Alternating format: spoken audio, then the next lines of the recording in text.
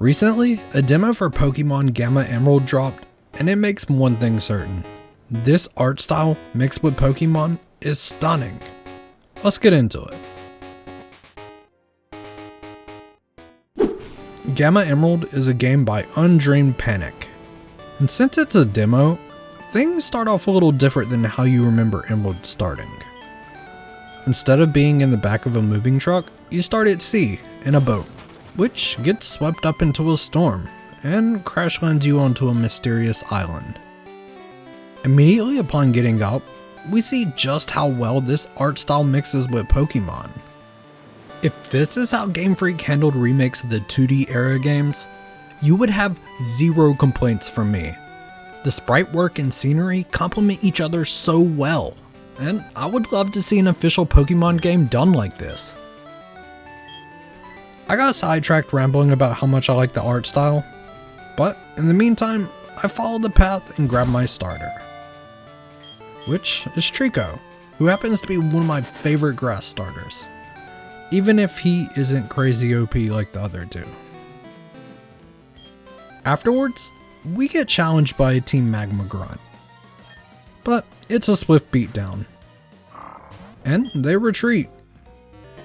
We find ourselves 5 Pokeballs and a free Beldum. Yeah, I'm not leveling this dude up to level 50 something for a Metagross. The captain shows up again and tells us to investigate the island. Plus, a Team Aqua guy shows up, but I was kinda just spamming A at this point. With all the dialogue finished, I set off to follow the path. And that led us to quite a few Team Magma Grunts, which made me notice the battle animations in this game look pretty smooth. I like how the creator blended 3D animation with the 2D sprites. It makes the battles move at a good pace while both looking good, but not taking forever with crazy animation.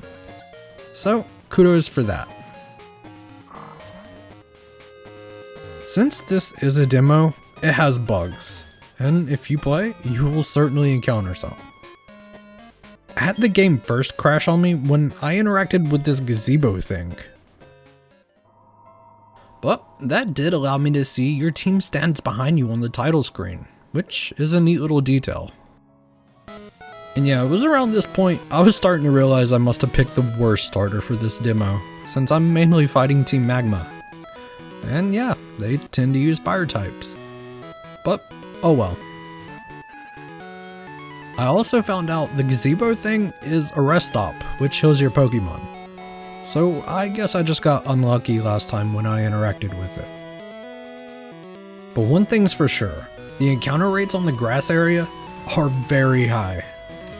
Every half step will have you running into a wild Pokemon. But that did lead me into finding my next party member, which is a Psyduck. Just watch this Pokeball animation.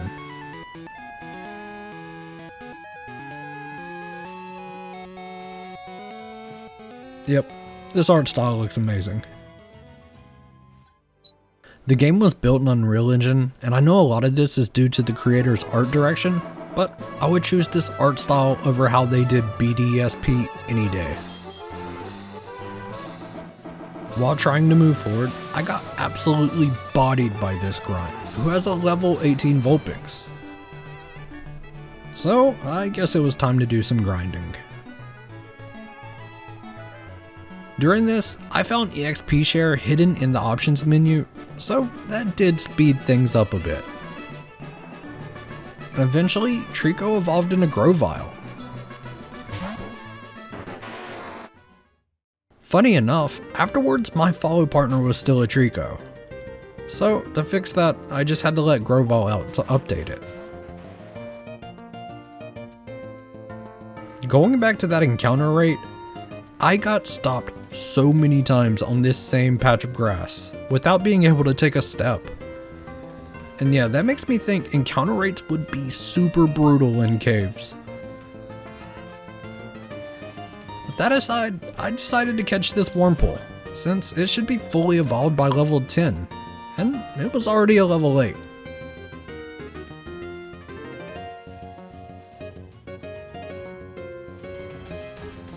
While while going AFK for a second, I found out about this nice little cutscene that plays if you don't press anything for a while. However, it did end up soft-locking me again. While battling to leave that same small patch of grass, Wurmple evolved. And I decided to catch a Lotad since it knew Water Gun.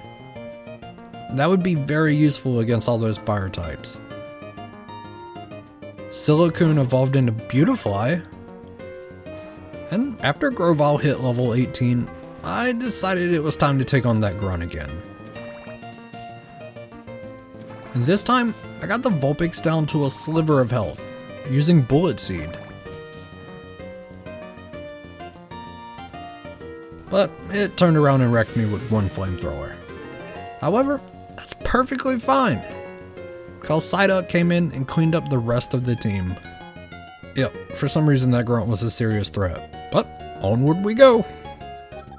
Of course, I wanted to use items to heal my team since I didn't want to get stuck in the endless grass encounter again. But instead, my game soft locked for like the 6th time. This demo looks so good, but it's way too buggy. Deciding not to give up, I snuck past every grunt I could, in fear of another Vulpix situation. Until eventually, I got here, and couldn't do that anymore. But, lucky for me, this first grunt only had a Poochyena, and Mightyena, which Grovyle took down with ease. And after that battle, Lotad evolved.